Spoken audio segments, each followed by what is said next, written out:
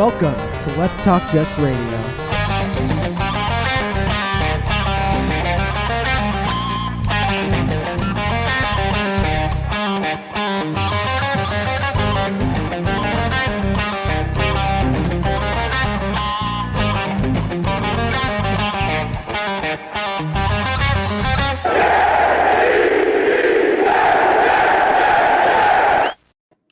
What's up, everybody? Let's Talk Jets Radio training camp preview with my good friend Ian, Jet Central. What's up, man?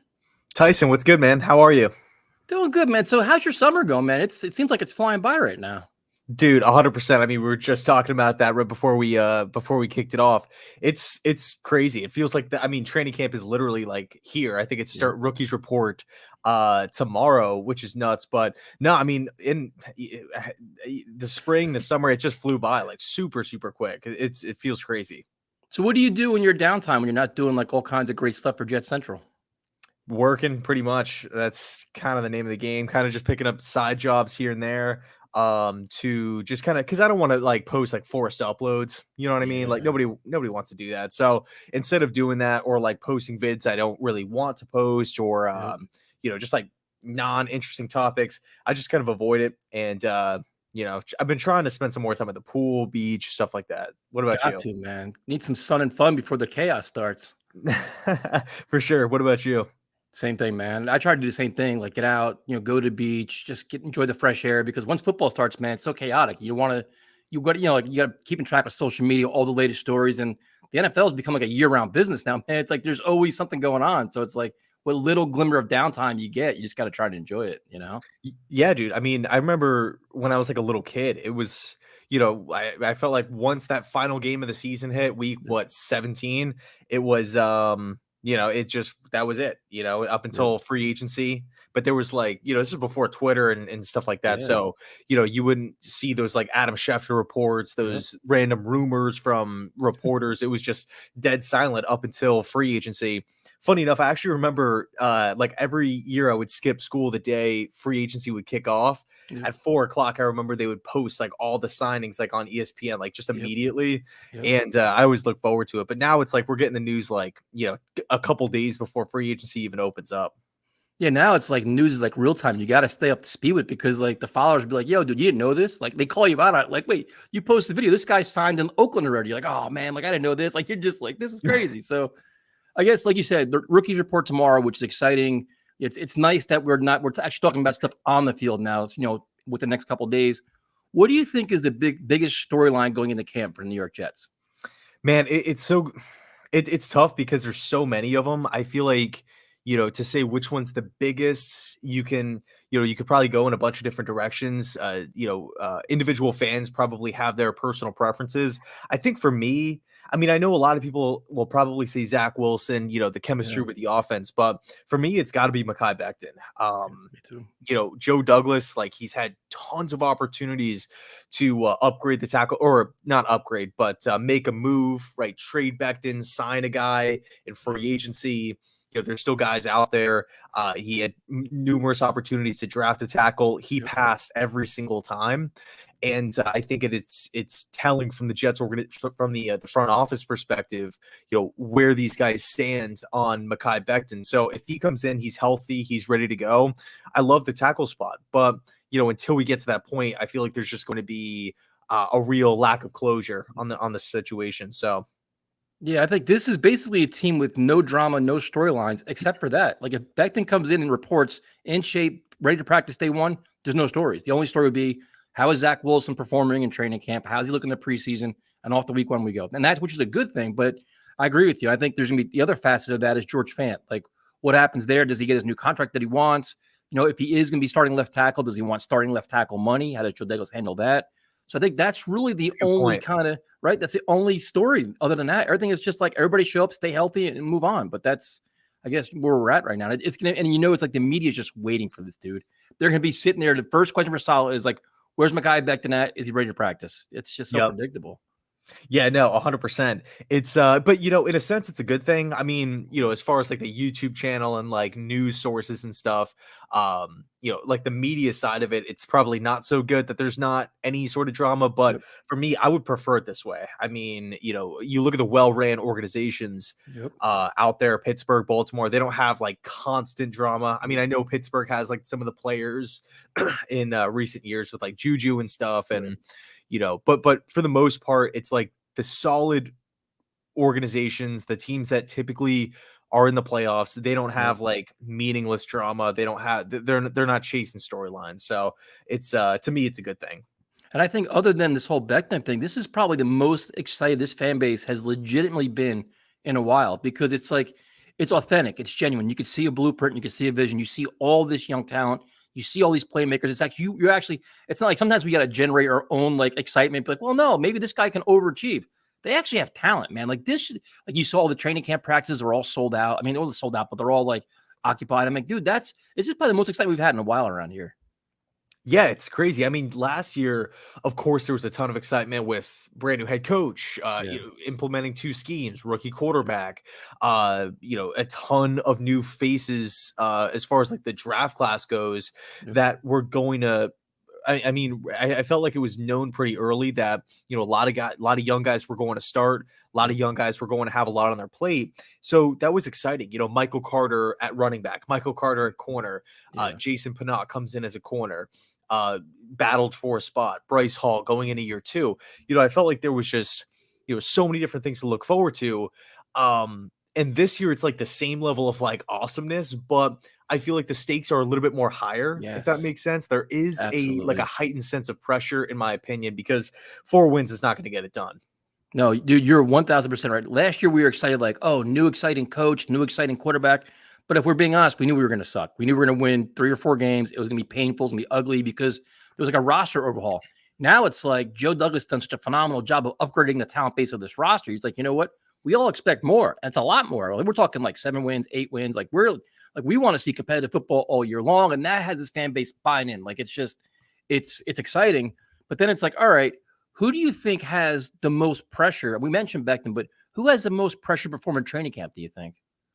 I guess when we're just looking at training camp in a vacuum, I'm going to say Zach Wilson, Yep, that's a good because pick. like we all know, unfortunately, like how the media is, if he is sucking, if he's throwing picks, Yep, missing guys, overthrowing guys, getting sacked, all that kind of stuff, I just feel like it's going to be, it's just going to be nauseating to, open social media just to see all that kind of stuff. yep, Because, and we, have done a couple collabs now and we talked about it. Like Joe Douglas did his job. He went out, he got help on defense. He gave yep, Zach Wilson some more help offensively, yep, adding guys like Brees Hall and Garrett Wilson, bringing back Braxton Berrios, completely revamping the tight end position, and even getting like Laken Tomlinson. Like that moves, yeah. it's going to be huge.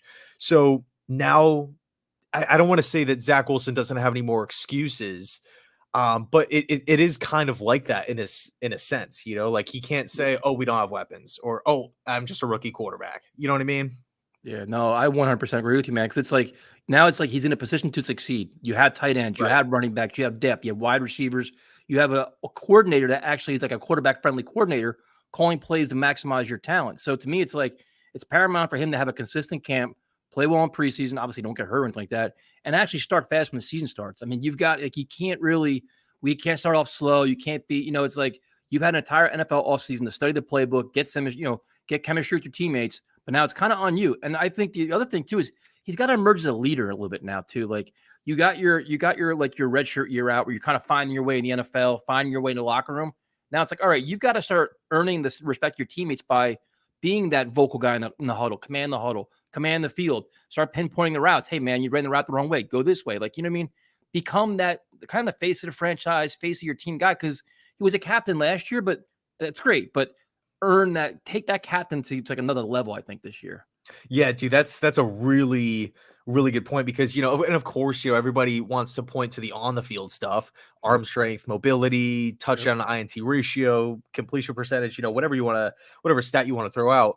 But I do think it's really important, like you said, to have that mental to have that mental understanding off the field of, Yep. I know where to go with the football. I know where my guys need to be. I know how to execute the playbook every single time. Doesn't matter what play is called. I can run it to the best of its abilities. Yep. I was gonna say a point when you were talking, it kind of slipped my mind, but maybe I'll remember in a few. But anyway, sorry, I I was totally rambling, man. I get all fired up about Zach Wilson. I start rambling about him. But so in terms of like we talked about all this young talent. So a lot of guys going to year 2 that have like plenty of talent that could be considered breakout players. They could have they're like a candidate for like a breakout star, a breakout player for the Jets this year. Who are a couple that come to your mind? I'm gonna honestly, I really feel confident in the tight end position. Tyler Conklin, I think, is going to have a career season. I mean, I know he just came off a career season with the Yep. Vikings, but I think this role with the Jets in this style of offense, he's going to get a lot of looks.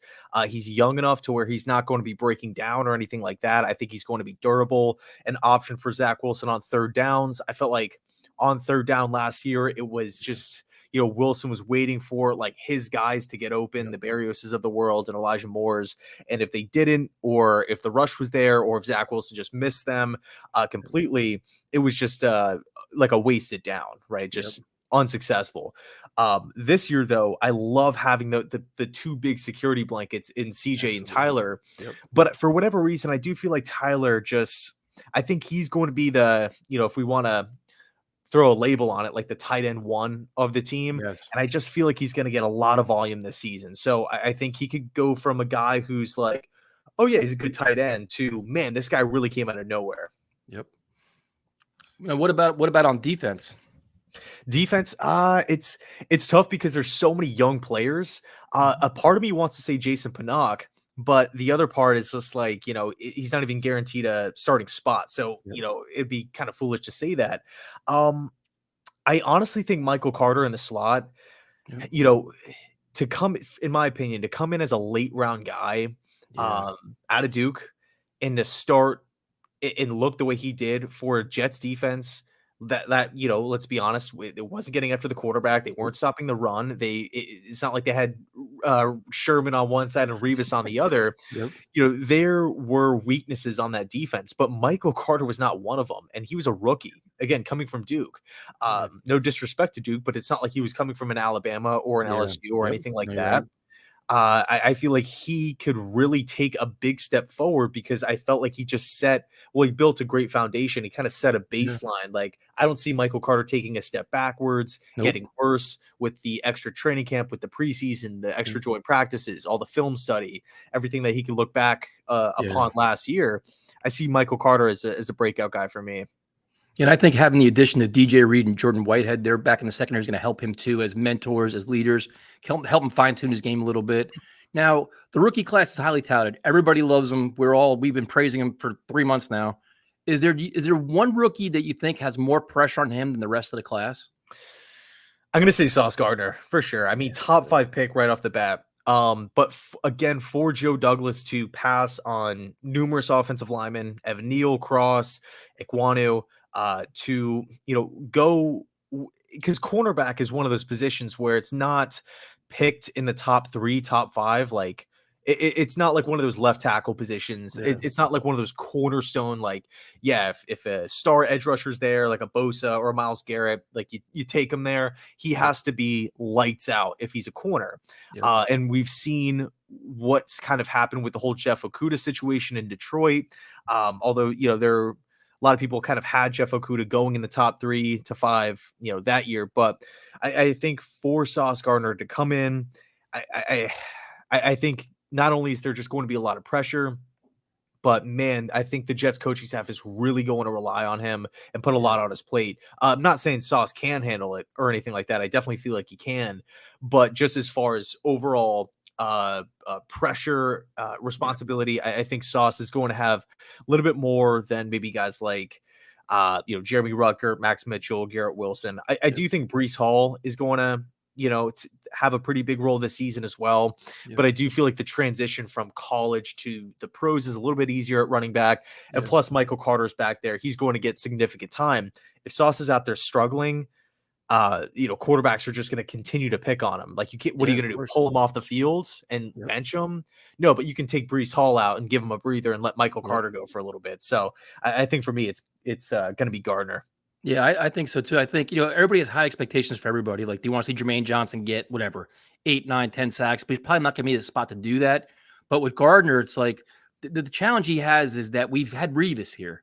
So everybody wants him to be Revis 2.0, Sauce Island, all this other stuff. And it's like, I get it, but it's not realistic year one. Like, you got to let him grow into the game, grow into the spot, get used to the defense and everything else. And you want to see him play well, but you can't say no. He's going to be Pro Bowl year one and not give up a Right, right. touchdown and not do all this stuff. And I think there's a lot of pressure on him. But I think the rest of the guys, like you mentioned, are in a really good spot. Like Garrett Wilson, there's not a lot of pressure on him, dude, because you got Elijah Moore, you got Corey Davis, like Jermaine Johnson, you got friggin' Carl Lawson, you have all these pass rushers like Brees Hall, you got Michael Lake. They're all pretty much in a good spot, but Sauce is the only one where it's like they're going to put him out there. And if he does struggle, you could take him out and say, no, put Eccles in there or somebody else. But there's going to be a pretty big spotlight on him, I think, most of the season.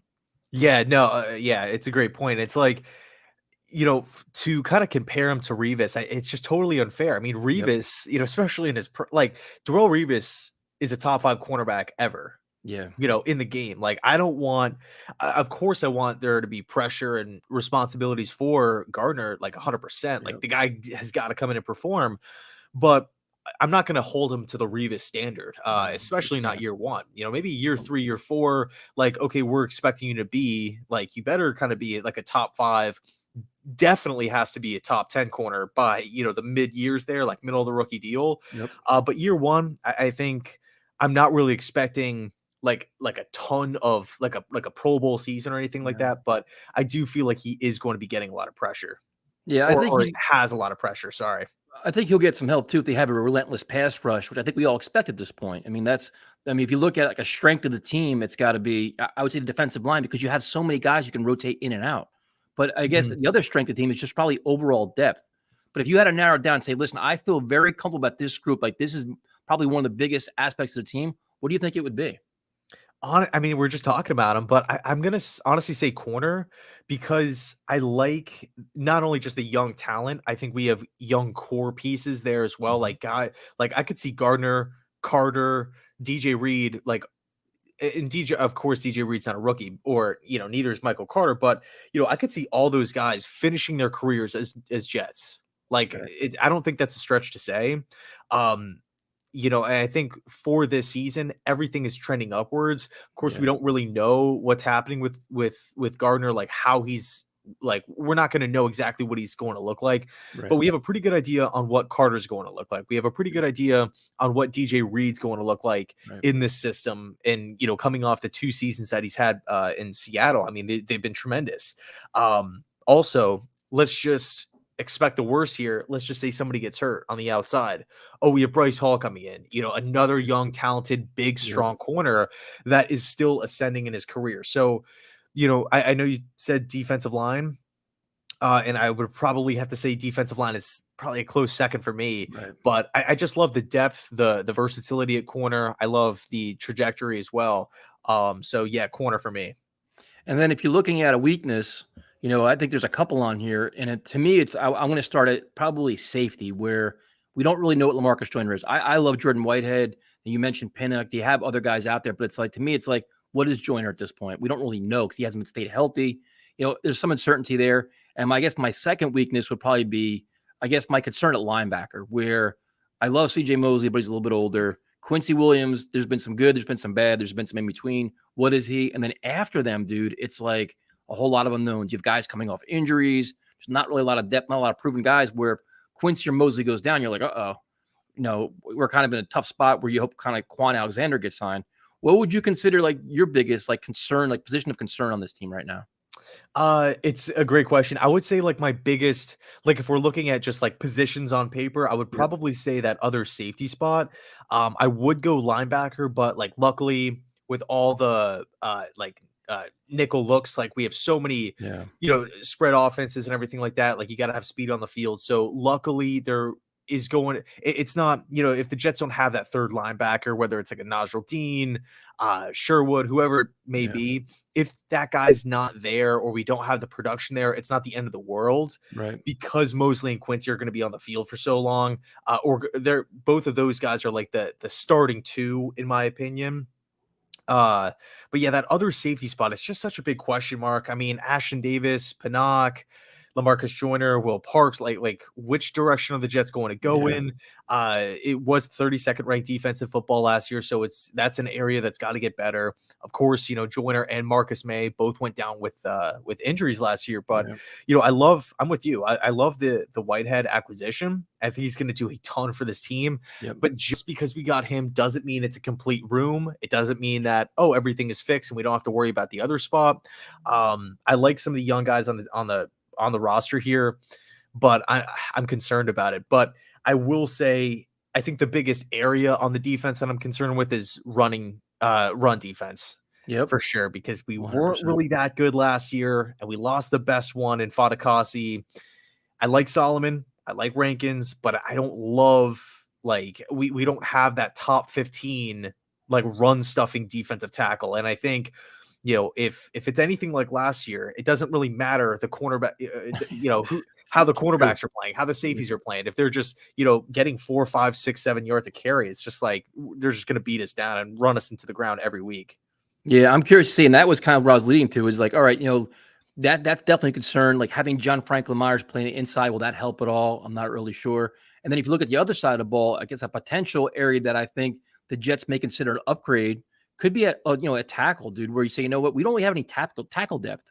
Like if one of these guys could, we just talked about Becton, 15 minutes ago, but we're not really sure what he is right now. We're hoping, we have confidence in him, but if not, who are the backups behind him if he can't go? Yeah, Fan at left tackle, who's your right tackle? So to me, it's like if I had an area, if I'm Joe Douglas, I had to make some upgrades. I'm looking at safety. I'm looking like where you mentioned defensive tackle.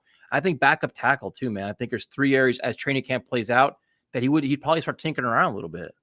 Yeah, and the cool thing is too, like the waiver wires and stuff like that. So we'll see who gets cut. We'll see who doesn't make the squad for other teams.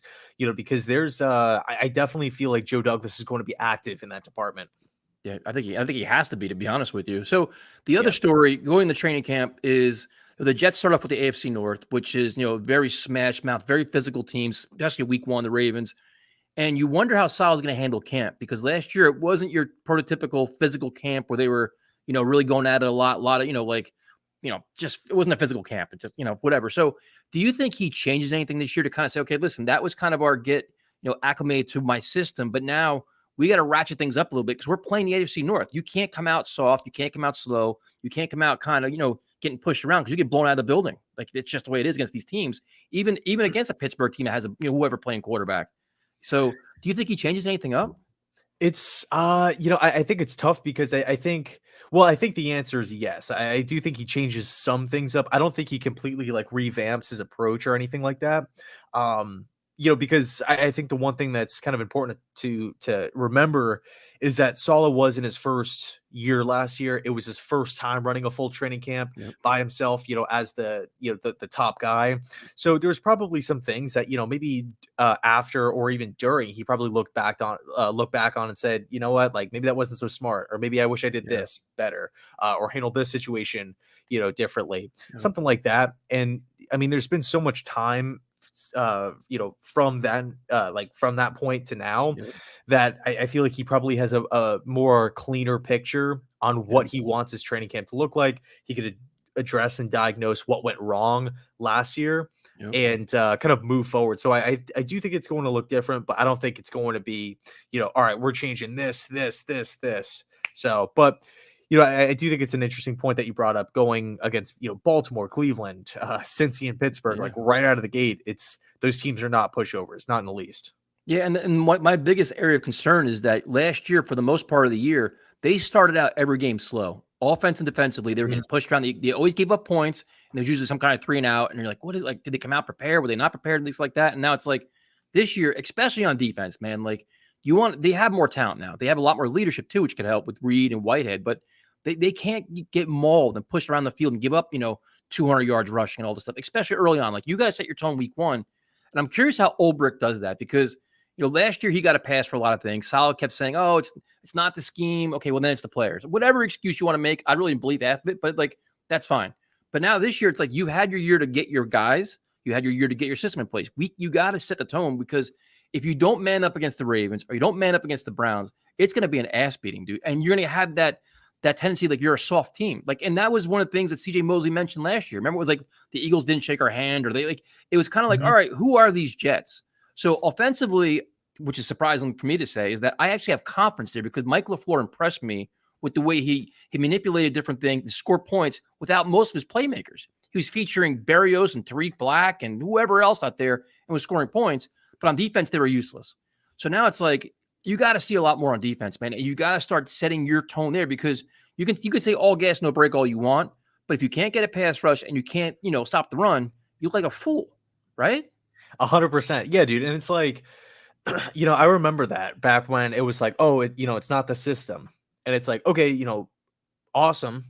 But you've had the full off season to get your guys. Not every young coaching staff has the luxury of getting tons of first round picks and millions and millions of dollars in free agency. Like how many teams can go out and say they had, 5 first round picks in the last 2 years? Like not many. Like the Jets were in the upper section of the teams that had cap space. Like they went out, they made their moves.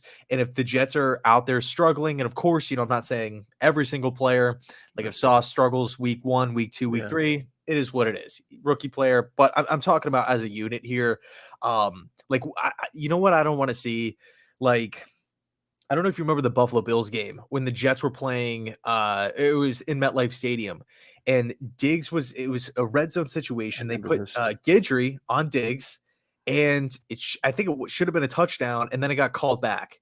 And Josh Allen and Diggs are like looking around, like they're putting him on him again, and they just went right to him as a touchdown. And then outside of halftime, they go right back to Diggs on Guidry. And it's like situations like that where Guidry was, not a shot at Guidry. I like him a lot, but if he was more of an inside guy, what's the thought process there? Like instead of like going by the book and just saying like, okay, well, this is our system. This is what it calls for. We have to do it. Let's shake things up. And if it's like, okay, this is a clear mismatch, let's shake it up. Like at the end of the day, they are in control. And I don't want to see the Jets shoot themselves in the foot over and over again. And I think the Colts game too, like that Thursday night game, I felt like we just blew it like immediately. And it was just, I was ticked off watching that game because it was the Thursday night. I was looking forward to it. And then it's just right out of the gate. It's just game's over. It's like, God, annoying. Yeah. And that's the thing. I think like we're excited about a lot of things, but I think I'm not saying his job is on the line, but I think there's a lot of pressure on Saleh, man, where it's like we have a lot of confidence in the roster. We have a lot of confidence in the offense, but the defense has been a disappointment. You want to see that defense much improved. And if it's not working out early on, like you said, make adjustments. Like if you got to take over play calling, take over play calling. We're not mailing in losses this year. We're not going to say, oh, well, bad luck, we lost. Congratulations to you. You guys did a good job. No. Like now you're going to be held accountable more. So I want to see Saleh improve with the defense be much better. And also his game management, time management too, and holding players accountable, which he didn't do really last year until the end. Like Craig Van Roten week in, week out sucked, kept putting it back in there. Like you saw these things where even as fans that just know the game enough to be dangerous, like these guys shouldn't be in here. Like, if you commit back-to-back personal fouls, you should not be in the game. You commit one personal foul, you really shouldn't be in the game, depending on where you play. Like you got to hold guys more accountable. And I want to see a lot more out of Saleh this year because there's expectations now, man. Like this should be a 7 or 8 win team, or at least be in that ballpark where, you're in the mix of a lot of different things. Yeah, dude. I feel like we literally agree on everything. Like any single point that comes up, it's like, People hate this. They're gonna hate this. You guys always agree. But no, like you're right. The stage is set. Everything like what more can a general manager give a coach? We got you a quarterback at the top of the draft with tremendous amounts of talent. We got you wide receivers, a better offensive line, a better defense, tons of rookies, guys with high upsides. Everybody that wants to be here, is here. Laken Tomlinson left a team that was in the Super Bowl a couple years ago. Winning program. Jordan Whitehead won a Super Bowl. CJ Uzama coming off a team that was just in the Super Bowl. Like a lot of winners are in the building. You've had the first year. Everything is set. All you got to do is go out and execute. Of course, it's a lot easier said than done. But I think you're right. There is some more pressure on Salah to get the job done. Like certain guys around the league are held to higher standards. If Yeah, Baltimore gets 2 wins next year, like everybody's going to be freaking out about yeah, Harbaugh. Like I don't want to be the team that has the bar set so low every year. Like, oh, hopefully we get yes, 5 wins. Some years that's okay. The last year at Gase, like, okay, like everybody knew that yep, the Jets weren't going. They're not going to make a Super Bowl push. yep, Last year, given the circumstances, like, yeah, cool, but not every year. Like, not every year. yeah. This That's year it's got to change. No, I definitely think it does, man. That's like you can't get like we mailed, like I said, we mailed in last year, but now it's like we've got to start, just you got to command more, you got to demand more, like you got to all. And I think you saw a lot of that in Flight 2022, where they all said that, and it kind of gives you some kind of confidence. But another player that I think we got to kind of demand more for or want more for is Quentin Williams, who, depending on who the fan is, some people think he's a bust, some people think he's a Pro Bowler, like he's already somewhere in the middle. But to me, he's in a contract year. Like this is your make it or break it time where like Zach Wilson, I think Quentin Williams is surrounded by guys that will make him better now. Like for me, his excuses are gone too. Like if you have Carl Lawson or whoever you're gonna have an outside pass rush now. You have a much improved secondary. You can have John Franklin Myers next to you is going to command a lot of attention. Like Quentin Williams, this should be his legitimate breakout year where you're like, you know what? This should be your 10 sack, 11 sack year, Pro Bowl domination, Pro Bowl effort, and then you can get your big time contract. And anything less than that, dude, I don't think he's going to be here next year then. Yeah, it's interesting because if we think back to the Ulbrich comments that he made that were like kind of controversial, where forget the exact number, but it was basically like Ulbrich like throwing a pitch count on guys, snap Yeah. counts, stuff like that. And it's from a financial perspective, is it even worth paying a guy in Quentin Williams like X amount of dollars, making him one of the highest paid defensive tackles if he's only going to be out on the field? What is it, like half the time or 60% of the time or 60% of the time. Yep. something like that? And so it doesn't even really, like, the production, I feel like, comes secondary. Like Yep. if he's going to be missing 40% of the snaps, or let's just say 30% of the snaps, is it even worth paying him that money to Yeah. begin with? And then we have to answer the question, okay, well, when he is out there, how dominant of a player is he? So I think you're right.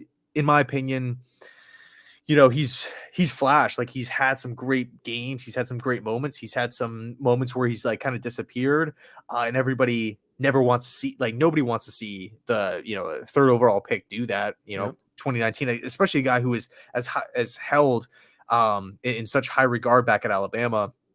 So no, I'm with you, man. I think from a numbers perspective, they all need to go up this year. Yep. Yeah, and I think that's not, and I'm excited for him. And like, what's weird about this? People watch this like, oh, you guys are being really critical. It's like we want to see Becton do well. We want to see Quentin Williams do well. Yeah. We want to see all these guys have great seasons. But the aftermath is if they don't perform to their standards, it becomes a financial issue. Then it's like you're going to talk about contract stuff and salary cap stuff, and that's something down the line. But it's a fact. Like it's like him, Corey Davis, Carl Lawson, all these guys. This is a big year because if they don't perform the standards, they could be gone next year. Especially Corey Davis and Carl Lawson. So to go to Carl Lawson real quick is, I'll say this now. I'm a huge fan of his. I was so bummed out when he got hurt last year. But what do you think is a realistic expectation for him this year in terms of like sacks and pressures? Do you say, you know what, just give us your 8 or 9 because you figure they're probably going to work him in slow throughout the season. He's not going to probably be full bore week 1. Is that like 8 or 9 kind of what you're expecting from him? Honestly, I think he's going to have kind of a similar season that he's always kind of had, where he gets in the backfield a lot, gets a lot of quarterback pressures, wreaks some havoc, makes sure he does a really good job of making the quarterback know where he is, Right. kind of like where's Carl Lawson before the snap, because he's constantly getting in the backfield. Might not have a lot of sacks, but it's tough though, because it's not just like Lawson, it's like so much depends on the running, defending against the run, the other pass rushers on this football team. Because if Lawson's the only one that can realistically get in the backfield, then I don't really see his numbers being all that great. But if, let's just say, Jermaine Johnson has 7 sacks and, Jacob Martin has 5 and he's not a starter, and, guys we might not be getting all the sacks in the world, but we're getting a lot of quarterback hits and knockdowns and stuff like that, then I feel like Carl Lawson's numbers will start to slowly rise throughout the course of the season. But again, I think if he's the only one, and it's not just for the Jets, it's for any team in any league, if you got one really solid pass rusher and not a lot of production anywhere else, offenses do a really good job of just identifying that in the, in the week leading up to the game and saying, hey, you know what, Lawson's really the only issue here. Yep. We can, not really do anything about anybody else and we'll be fine. So we just have to neutralize him, go away from him, double team him, whatever it is. So I think a lot of Lawson's success depends on the success of other players in the trenches as well. Yeah, I think that's where having the impact of a Quinn Williams and guys in the middle, if they can kind of push, roll it, push the quarterback outside to the edge. That's how Carl Lawson can feast. So you're absolutely right, dude. Or having a secondary that can cover, buy him some more time, I think is great too. I think to me, the role I'd like to see him in is that kind of the closer. Fourth quarter game on the line, he's a guy getting the sack. He's a guy making it comfortable. Like those big spots, we're not giving up 3rd and 21s and 4th and 20, like all these ridiculous things we gave up last year. Like he gets the defense off the field. He can do that. That's a huge role. You know what I mean? So, good. Yeah, no, I was just going to say, guys that like in the past that have done, like we saw like Aaron Donald too, like in the Super Bowl, like biggest moment. And of course, different positions, I get it. And, different level of talent for sure. But, Donald, like he just rose to the occasion. Like you need to play defensively. Donald rose in even like Von Miller back in the Super Bowl against the Panthers. And even in like the AFC Championship game, like the guy was making plays in the back, like, dropping back in coverage and, swatting passes away from Brady and getting in the backfield and making those plays. So that's kind of like what I think of when I think of like a closer, just in the critical third downs, who's making the play. And Lawson, man, like I love the talent. I love what he brings to this team, but it's just all just a big question mark until we really see him out in the field, at least with like Corey Davis and stuff like that. We know kind of who he is. All the years in Tennessee, his small period with the Jets last year, we're all kind of like we have some sort of idea. But like Lawson can go off for 11, 12 sacks working with Saleh, or he can get like 3 or 4, with like a lot of quarterback hits. I feel like it's just all over the place. So it's tough to kind of read. Yeah, and you mentioned Corey Davis a little bit, and he was kind of like much maligned last year, where the expectations were high. He was a captain. He thought he was going to be like a perfect mentor for all these young receivers. Then he didn't really play that well. Drop passes, falling down, gets hurt, kind of like a lost year. Like it was kind of just like a disappointing year. But what are your expectations for him this year? Because it's weird because I think he could have a good year and the numbers not reflect that because there's so many friggin' options on offense. You have the 2 running backs, you have 2 tight ends, you have all the different receivers. He could have a solid season, but the numbers could be like what? 45, 50 catches for 700 yards. And that could be a big contribution. Yeah, I think for me, like kind of what I'm expecting from Corey is just to be like the reliable guy. Like come down with the football. When Wilson goes to you, come down with the ball. Just be a guy that Zach can go to. It doesn't even matter if it's Zach or Flacco or Mike White. Like be the guy that if the ball's thrown in your direction, you're going to come down with it. Over the middle, deep down the field. I'm not saying like he has to be the go-to game-breaking wide receiver. I think that's why the team drafted, Garrett Wilson in the top 10, and loading up at running back and having Elijah Moore and sorry, I'm getting a call here. You're a popular guy, man. I understand. just my brother. No, but brought back Berrios and everything like that. Like he did we have weapons, and it's so crazy to say that, but we have weapons now. Corey Davis on the outside. It's not like he has to be like go try to be Julio with Atlanta, where he's like really the only guy. But at the same time, like he kind of has to hold his weight, like, keep his end of the bargain and not drop passes and not, fall down over the middle of the field and everything like that. So for me, I just want just that reliability, just be the same guy every single week. Might not have the 10, 12 grabs week in, week out, but if he could get the 3 to 4 and 2 of those are on a 3rd and 9, 3rd and 8, like I'll take that. Yeah, and I think he can be like, for me, it's like on offense, he could be an excellent mentor for all these young receivers. Now you have Elijah Moore, you have Garrett Wilson, Berrios could do that too, but I think Corey Davis has been there, done that, where he has the NFL resume. And Carl Lawson on the defensive side, he can do the same thing for all these young pass rushers, where he's been a dominant force, a disruptive force. He can be like a great mentor there. So it seems like Joe Douglas did a really good job of terms of they have leadership, they have game-breaking talent for the first time in a long time on both sides of the football. I'd say pretty much every position group has been upgraded. They have there's a lot of positives surrounding this team. The expectations are higher. Is it reasonable to say, anything less than 7 wins is kind of disappointing, where it's like, something went wrong then? Yeah, no, I think 7 wins is fair. If the Jets manage to go 8, 9, 10 wins, that'd be great. if the Jets are finishing 5-6 wins next year, assuming nobody gets hurt, like, of course, if like Becton isn't healthy and Lawson gets hurt again or something like that, then it's like kind of a different story. We'll have to see how it plays out. But if it's this squad that we all kind of know, Sauce and everybody, and they get 4 or 5 wins, or there's not that big of an improvement, I think a lot of people are going to be disappointed. Of course, I can't speak for everybody, but for me, like anything less than, because it's like, at the end of the day, like is 7 wins really that much to ask for? It's I not. get that they have a hard schedule. I get that they haven't had Yep. much success, but it's like, what, again, kind of going back to that point that we were talking about before, how many more, like think about all the bad teams out there Yep. that don't really have the luxury of getting all these new picks, and they are, Exactly. they have $15 million in cap space, but like they have to go make it work and try to shoot for the same win total. Yep. Like for me, the 7 wins, it's a low. We're shooting pretty low here, but it's also realistic given the schedule and everything like that. If it's anything less than 7, I'm going to be disappointed, assuming that it's like this squad. Yep. If that makes sense. No, I agree. Like I think that the expectation we both have is that Zach's going to play better. Like there's like everything should be better. And dude, you're absolutely right. And this is what's funny about it is that we're talking about 7 wins. We're talking about 7-10, dude. It's not like we're talking like they got to like win 11 games, be in a playoff hunt. Like we like that, but like we're asking for significant improvement. Only 7 wins, which shouldn't be that hard. And that should include wins in a division. Like you should beat the Dolphins. You should beat the Patriots. Like this is like if they talk about changing the culture, changing the tone of the team, that's how you do it. It's like the talk has been done. They got all the universal praise from all the draft analysts, all the universal praise from all these executives. That's great. But now you got to start winning football games. And it has to start this year because you can't rebuild every year. You can't get ultra aggressive in every draft and do all this stuff. Like at some point, you got to win with what the guys that you have.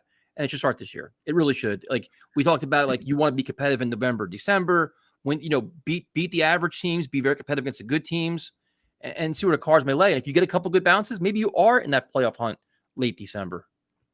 Yeah, like you talk to a Packer fan or a Saints fan, and I'm out here in Tampa, and you talk to Bucks fans now with Brady, and it's like, if you say like, hey, what are you thinking? 7, 8 wins, they'll laugh at you. Like, what are you talking about, dude? 7 wins, that would suck. That would suck. But I think for the New York Jets, it's a realistic number, and I think if they fall short of that, it's going to be disappointing. And I know it's a young team, and I know they don't have everything figured out, and I know there's still a long way to go. But at some point, you're right. It's got to translate on the field. You can't just I don't know. To me, it's just crazy. Like, I think the Jets have just had a luxury in the offseason with the amount of money and draft picks that this team has had, especially with the extra picks too from Darnold and Jamal Adams. Like, not many teams out there have that like treasure trove of assets that you can use. And the Jets have now cashed in. They've got the pieces. They've handpicked every single person that they've wanted. They've had opportunities to go after like the big stars, like the Taron Armsteads of the world, and even like solid depth players and stuff like that. But the Jets are opting to roll with this current team, and I'm excited for it. I can't wait for it. And I'm expecting 7, 8 wins. That's kind of my expectation here.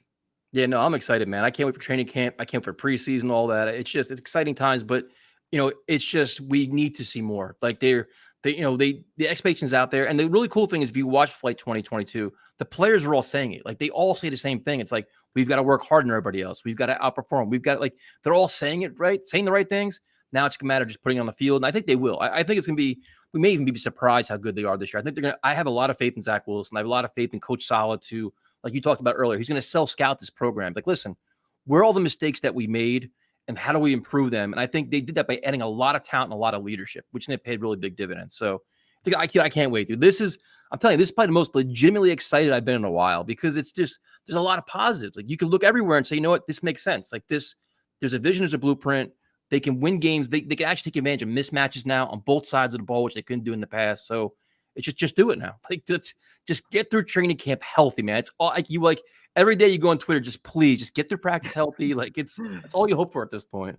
Yeah, dude, it's like literally everything is trending up. Like they don't have one thing outside of the Becton tackle spot where it's like little questionable. You know what I mean? Like Zach Wilson, oh, everything's trending up, like off the field, arm strength, this, that, young rookie players, free agent acquisitions, everybody fits the system. Salah going, like, it's just bullet point after bullet point. Everything is, rock solid. But like you said, a second ago, like, it does have to translate. They can, everybody can talk, before the season, but if you're not like walking the walk, it's kind of meaningless. Yep. So first of all, thank you for your time, man. I know it's the middle of summer. Everybody's trying to get out and have some fun. And I know you're a busy guy. So thank you for your time. And if everybody knows who you are at this stuff, because you're like a celebrity over there, but if they don't know who you are, how do they find you, man? Yeah, well, thanks again, dude, for having me. I really appreciate it. I always look forward to our collabs and everything like that. It's a lot of fun. And like, what are we streaming for? 45 minutes here? It felt like 10. You know what I mean? Like, it just went by super quick. So I appreciate it. But yeah, I run a YouTube channel called Jet Central. Pretty much same thing as Tyson over here. No, and you're awesome, dude. So thank you for your time. Everybody's already probably subscribed. If you're not, definitely subscribe. And then what we could probably do is we'll do another one as the season gets closer, man. Maybe do like a season preview or something when after training camp and the Jets are completely healthy and they look great. Let's do it, dude. Let's do it. Thanks again, man. Of course.